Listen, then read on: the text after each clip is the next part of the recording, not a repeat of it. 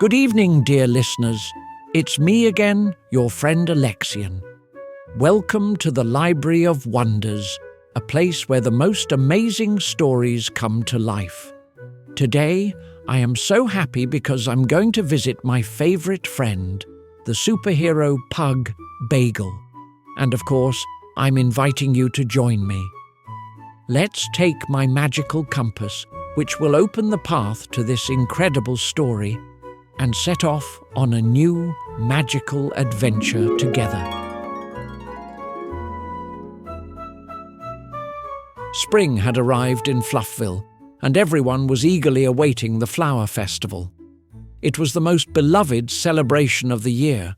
The streets were decorated with flowers, contests were being prepared in the park, and on the main square, a giant magical flower, the symbol of happiness and joy, was supposed to bloom.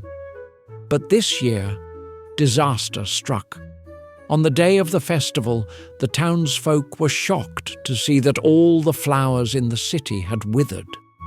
Even the most beautiful flower beds had turned into dry, lifeless patches. The magical flower on the square didn't bloom either. The town was overcome with sadness. Bagel, our brave superhero pug, immediately realized that something was wrong. He noticed that the air in the town felt strange, as if something was missing. His keen nose caught a faint, barely noticeable scent leading out of the town toward an old, abandoned garden. Bagel called his friends, Snowball the kitten and Chirp the sparrow, and set off to investigate. When they reached the garden, they saw that it was overgrown with thorny bushes, and in the center stood a strange fountain. Instead of water, a thick black liquid was flowing from it. The air around it was heavy and unpleasant. "This is where the trouble is coming from," said Bagel. "This black liquid is poisoning the air and killing the flowers, but who could have made such a fountain?" Suddenly, from behind the bushes appeared a villain, an old raven named Corbett. He was known for his jealousy of the joy and laughter of Fluffville's residents. "I'm tired of your fun and laughter," croaked Corbett. "Now your town will be as gloomy as I am." Bagel knew he had to act quickly. He jumped 3 times, did a somersault to activate his powers, and turned on his super speed. Bagel began running around the fountain, creating a powerful whirlwind. The whirlwind lifted the black liquid into the air, and it started to disappear under the sunlight.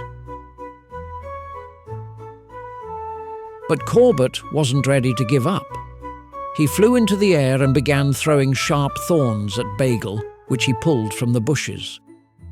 Snowball noticed that the raven had perched on a branch of an old tree to get a better aim. The kitten skillfully climbed the tree and began shaking the branch where Corbett was sitting. "Hey! What are you doing, you fluffy troublemaker?" croaked the raven, trying to hold on. "This is my branch!" "Now it's my swing," Snowball replied cheerfully and shook the branch even harder. Corbett desperately clung to it, flapping his wings, but eventually he couldn't hold on and flew off. That's when Chirp stepped in. He flew up to Corbett and began circling around him like a small but very persistent mosquito. "Hey, stop flying around me! I'm getting dizzy!" croaked Corbett angrily, trying to swat the sparrow away. Corbett, frustrated, tried to chase Chirp, but the sparrow was too quick. The raven started spinning, flapping his wings and croaking so loudly that he confused himself. "Oh no! I think I've spun myself dizzy," he muttered, losing balance and crashing into a tall, thorny bush. Meanwhile, Bagel continued creating the whirlwind around the fountain. He ran so fast that his paws barely touched the ground. The speed of light? No, the speed of Bagel, he shouted joyfully, making another lap. Corbett saw his plan falling apart and tried to do something, but Snowball intervened again. Sitting on the branch, the kitten loudly meowed, "Hey, Corbett, you forgot your hat!" Corbett, distracted by the shout, nearly crashed into a tree. "What hat?" he shouted, but it was too late. The whirlwind destroyed the fountain, and the black liquid disappeared. When it was all over, Corbett, ruffled and angry, croaked, "You'll regret this. I'll be back." And flapping his wings, he flew away, leaving behind a few feathers. Snowball, proud of himself, jumped down from the tree and said, "Well, who's the smartest here? Of course it's me."